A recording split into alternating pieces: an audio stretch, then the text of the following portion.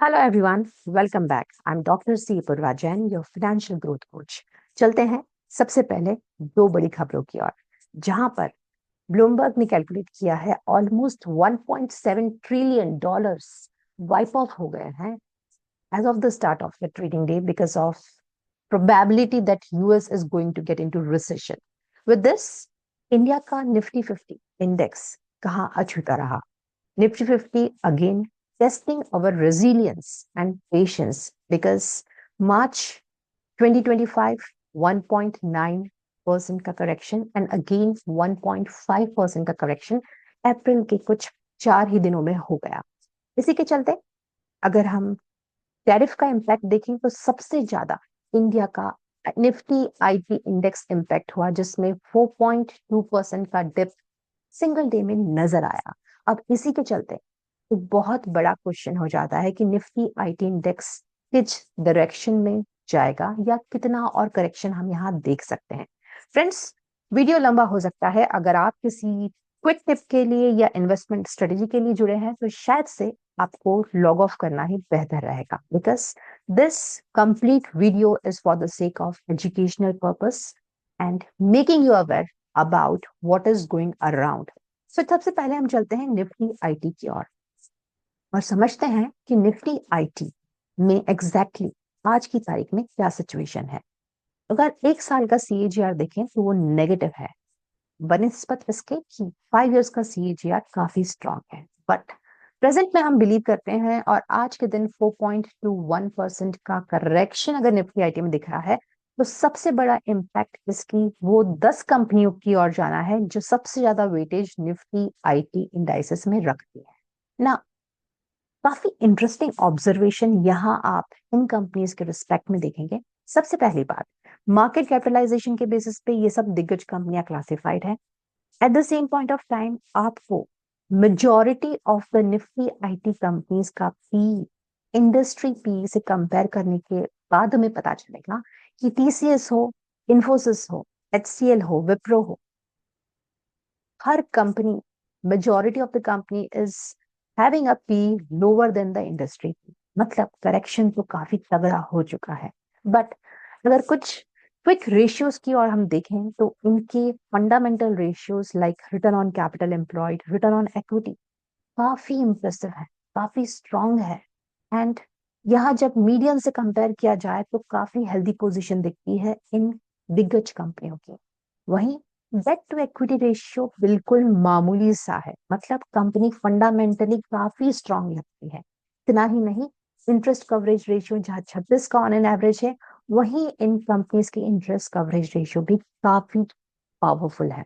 अब आप बोलोगे ये तो हमें सब पता है, कुछ नया बताओ। हम सभी को पता है कि निफ्टी आईटी इंडाइसेस में ये जो हलचल मची है ये मेजरली टैरिफ के कारण बची है।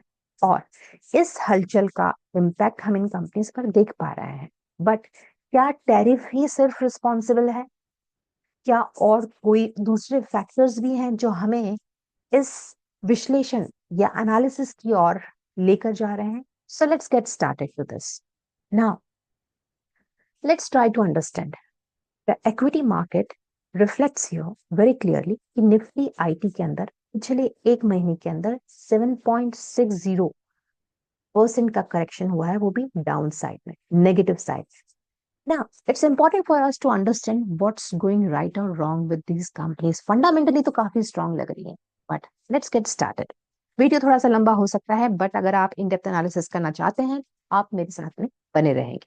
सो लेट्स गेट स्टार्टेड। विप्रो के अंदर क्या है? विप्रो के अंदर दोनों ratios, capital employed and equity, super impressive.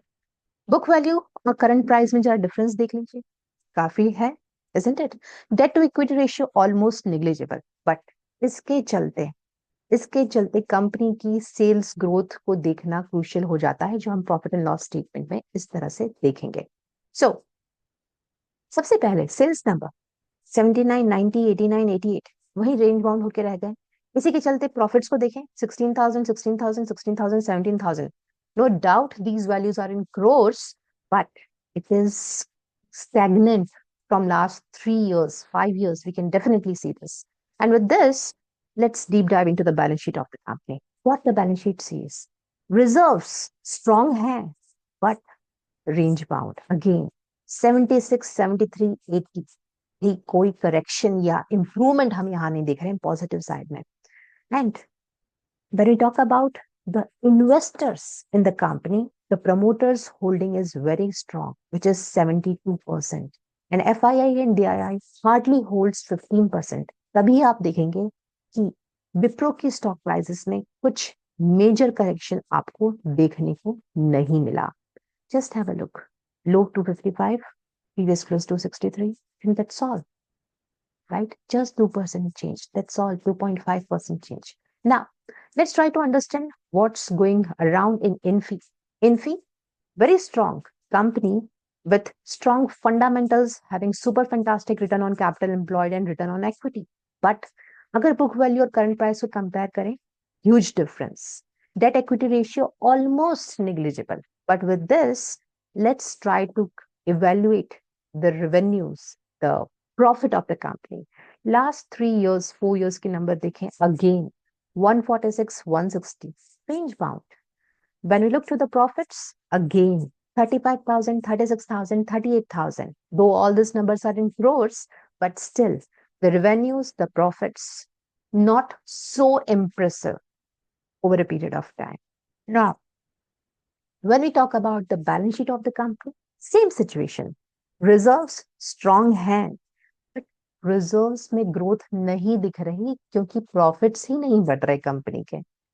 When we talk about the investors, see here the promoters hold only 14%. और इसी के चलते FIIs और DIIs ने मामला यहाँ हिलाया इस स्टॉक की प्राइसेस में. स्टॉक की प्राइसेस में पिछले महीने भर में काफी करेक्शन हुए. क्यों? क्योंकि अराउंड देखिए 71% होल्डिंग है FII और DIIs के हाथ में, जो कि मैक्रो लेवल की न्यूज से इंपैक्ट हो रहे हैं. और इनके ऑर्डर्स तो हमसे ऑर्डर लगने के पहले ही मार्केट में लग जाते हैं इस पर the price action. So this is again a catch here which I would like you to note that जहां प्रमोटर की होल्डिंग काफी कम है वहां पर उस स्टॉक में बड़े से बड़े करेक्शंस आपको यहाँ देखने को मिलते हैं. ट्रस्ट नहीं करेंगे ना आप, चलते हैं अगले स्टॉक के ऊपर. LTIM में देखें. सो यहाँ क्या हुआ? Impressive return on capital employed, return on equity, debt equity ratio again negligible. But जरा बुक वैल्यू और करंट प्राइस के बीच का डिफरेंस तो देखिए, बहुत ही बड़ा गैप है. बट चलिए, क्या ये जस्टिफाई होता है? चलते हैं प्रॉफिट एंड लॉस स्टेटमेंट की ओर. और प्रॉफिट एंड लॉस स्टेटमेंट में लास्ट 2 years के नंबर देखें, 3 years के नंबर देखें तो 33,000, 35,000, 37,000. Again not a super impressive revenue number. When I look to the profits, again 6,000, 6,400 की रेंज में रेंज बाउंड है ऑपरेटिंग प्रॉफिट.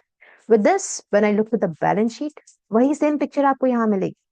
16,000, 19,000 और 21,000 के आसपास में ये कंपनी के रिजर्व्स भी खेल रहे हैं. सो रेवेन्यू में ग्रोथ नहीं है, प्रॉफिट्स में ग्रोथ नहीं है, तो रिजर्व्स में इजाफा कैसे ही होगा? चलते हैं समझते हैं इन्वेस्टर की ओर. इन्वेस्टर्स में promoters की holding 68%, that is more than 60%, which shows that they have a great control as compared to the FIIs and DIIs in this company. And that's why when I look to the stock, this LTIM, I could just see that the correction is 3.58. Stock has a value of 4391. इस पे अगर आप ये correction लगाएंगे तो 160 रुपए का correction, जहां निफ्टी आईटी के अंदर 4.21 का करेक्शन है कंप्लीट निफ्टी आईटी में. थोड़ा बहुत जहां निफ्टी आईटी जला है तो छींटे तो यहां भी उड़ेंगे. वही हुआ LTIM के अंदर. नेक्स्ट हम चलते हैं टेक महिंद्रा की ओर. टेक महिंद्रा के अंदर समझते हैं कि क्या चल रहा है. कंपनी के स्टॉक की बुक वैल्यू है 270, बट करंट प्राइस को देखिए कितना टाइम है as compare to book value. That is first point. Return on capital employed, return on equity इतना इंप्रेसिव नहीं है. चलते हैं इस चीज की पुष्टि करने के लिए प्रॉफिट एंड लॉस की ओर और देखते हैं लास्ट 3 years के नंबर्स, टिल डेट के नंबर्स रेवेन्यू में क्या कहते हैं.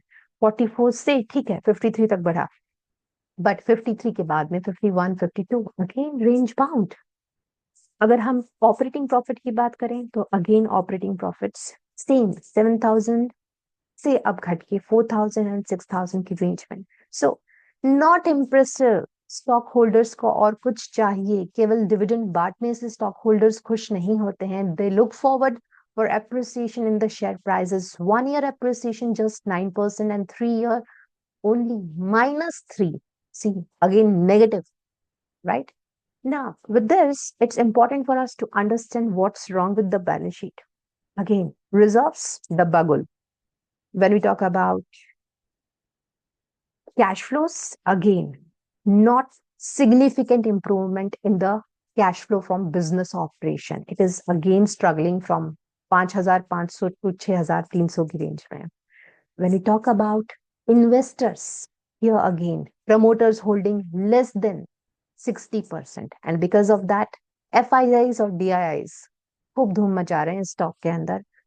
पोजीशंस पहले ही ले रखी है, टाइमली एग्जिट हो रहे हैं, प्रॉफिट बुक कर रहे हैं और मार्केट में एक आर्टिफिशियल गैप और क्रिएट कर रहे हैं सिचुएशन में. ये बात हुई टेक महिंद्रा की, और हम बात करते हैं परसिस्टेंट की.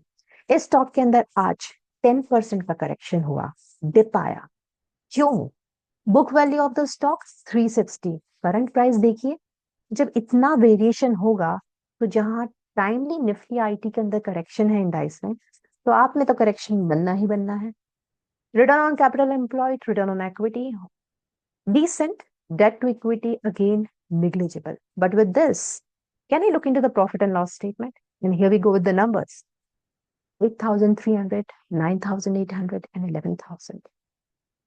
घोड़ा भी 2.5 कदम चलता है, पर यहाँ तो 2.5 कदम भी नहीं चल रहा है ये वाला स्टॉक का revenue number. Now, when you talk about the operating profits again not so impressive. And with this, when we talk about the balance sheet numbers, same story. Reserves range bound, क्योंकि revenue नहीं है, क्योंकि profits में ऐसी growth नहीं है, और इसी के चलते कंपनी के पास में वही स्टेबल बैलेंस शीट आपको यहाँ देखने को मिलेगी. कमाल कर रहे हैं यहाँ इन्वेस्टर्स, क्योंकि प्रमोटर की होल्डिंग अगेन लेस देन 60%, और इसी के चलते FII और DIIs ने यहाँ पे स्ट्रॉन्ग होल्डिंग कर रखी है, और जब चाहे मार्केट को हिला सकते. ऑलमोस्ट बराबरी की टक्कर है FIIs और DIIs की इस स्टॉक में, और इसी के चलते आप देख सकते हैं जब भी FIIs अपना पैसा निकालते हैं तो ऐसे स्टॉक को जलना तो है ही इन करेक्शंस के चलते. अब बात उठती है कि इनके टेक्निकल्स क्या कह रहे हैं, तो चलते हैं हम टेक्निकल्स की ओर. कंपैरेटिव स्टडी करते हैं और समझते हैं निफ्टी आईटी इंडाइस से सबसे पहले. तो अब इस स्टॉक निफ्टी आईटी इंडाइसेस में हम क्या देख पा रहे हैं. अगर हम क्वार्टरली टाइम फ्रेम पर देखें तो निफ्टी आईटी इंडाइसेस जो कि आज ऑलमोस्ट अपने क्वार्टरली टाइम जोन में आ रहा है. कोई घबराने वाली बात नहीं, मतलब ये तो होना ही था. चार्ट पे ये पिक्चर देखकर अगर हम इस क्वार्टर को भी छोड़ दें तो ये पिक्चर देख के क्लियर है कि यहाँ पर तो टेस्टिंग हो चुकी है, ये आना ही था, ये स्टोरी की है. मंथली टाइम फ्रेम पे देखते हैं तो क्या सिचुएशन है. मंथली टाइम फ्रेम पर अभी तो और करेक्शन बाकी है. लगभग हम समझ सकते हैं कि यहाँ के लेवल्स पर मंथली टाइम फ्रेम के डिमांड्स लगे हुए हैं. क्वार्टरली तो टेस्ट हो चुका है, पेंडिंग ऑर्डर यहाँ पर क्लिक हो चुके हैं. अब देखते हैं कितना जोर निफ्टी आईटी इंडाइसेस में है, looking to the macro and macro level global pictures.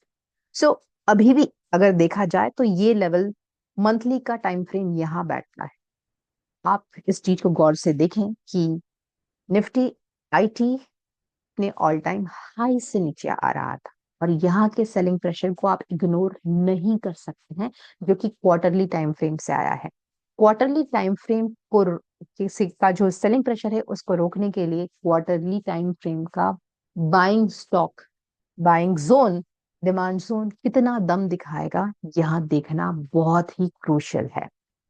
अगर हम मंथली टाइम फ्रेम पर देख रहे हैं तो मंथली टाइम फ्रेम पर भी ये पिक्चर काफी क्लियर है कि मंथली टाइम फ्रेम पर भी सपोर्ट नीचे के साइड पर है, बट क्वार्टरली का सपोर्ट लगभग मिल सका है. देखते हैं ये सस्टेन होगा या नहीं. वीकली टाइम फ्रेम पर कंप्लीटली आप देखेंगे back to back supply zone बनते हुए नजर आ रहे हैं। मतलब हर एक क्वालिटी का डिमांड जोन यहाँ पर टेस्ट हो चुका है। देखिए, एक सप्लाई जोन यहाँ बना, इसने इस डिमांड जोन को तोड़ा। एक सप्लाई जोन यहाँ बना, इसने इस डिमांड जोन को तोड़ा। एक सप्लाई जोन यहाँ बना इस लेवल पे, और इसने आज की रीसेंट एक्सप्लोसिव मूव को ब्रेक कर दिया। अब आगे क्या होगा, again it's a mystery, isn't it? But with this, let's continue our discussion with some more stocks. And here we go. So let's talk about the one which we recently discussed, which is Wipro. Wipro के अंदर 2.75% का correction कहां तक गाड़ी गई है? Let's have a look on that. Quarterly time frame पर देखें तो ये करेक्शन एक्सपेक्टेड था। जी हाँ, बिल्कुल एक्सपेक्टेड था, क्योंकि यहाँ पर तो सब गार्बेज बनाते हुए प्राइस ऊपर गई थी। तो क्या हम यहाँ तक के लेवल में करेक्शन देख सकते हैं? बिल्कुल देख सकते हैं, अगर इसी तरह से निफ्टी आईटी की पिटाई होती रही तो। ये हुई क्वार्टरली की बात। मंथली टाइम फ्रेम पे अगर देखें तो डेफिनेटली ये लेवल्स टच करना आसान है विप्रो के लिए। अब चलते हैं नेक्स्ट स्टॉक की ओर, और वो है इन्फी। इन्फी में देखें तो क्या मेजर करेक्शन, प्रमोटर्स की होल्डिंग भी कुछ खास नहीं, और इसके चलते जरा क्वार्टरली टाइम फ्रेम पर देखें तो क्या गजब हुआ। क्वार्टरली टाइम फ्रेम पर क्वार्टरली टाइम फ्रेम पर यहाँ का डिमांड जोन प्ले हो गया। यहां से सेलिंग प्रेशर है। अब जब all time high selling pressure आएगा तो उसको रोकने के लिए यहाँ तो कुछ नहीं बचा। मतलब यहाँ तक कि हम कुछ डाउनफॉल एक्सपेक्ट कर सकते हैं निफ्टी, सॉरी, इन्फी में। तो क्वार्टरली टाइम फ्रेम पे तो पिक्चर यही लगती है। मंथली टाइम फ्रेम पे अगर हम देखें तो क्या लगता है, यहाँ एक क्वालिटी का मंथली जोन है, और अगर इसने रोक लिया प्राइस को तो फिर बहुत ही अच्छी बात है। अदरवाइज निफ्टी आईटी के भरोसे इन्फी भी बिल्कुल वैसे ही चलेगा जैसे निफ्टी आईटी रहेगा। With this, let's try to decode the third one, which is LTIM. And here we go. LTIM क्या बोलता है? मंथली लेवल पर, सॉरी, पहले क्वार्टरली लेवल पर देखते हैं, बिकॉज एक बिगर टाइम फ्रेम का पिक्चर समझना जरूरी है। अगर आप यहाँ देखेंगे तो अगेन ये स्टॉक 6000 के लेवल से करेक्ट, 6900 के लेवल से करेक्ट होता होता आज यहां तक टेस्ट होते होते जा रहा है। और कितना जाएगा, अगेन ये डिपेंड करता है निफ्टी आईटी किस तरह से इसको प्रेशराइज करेगा।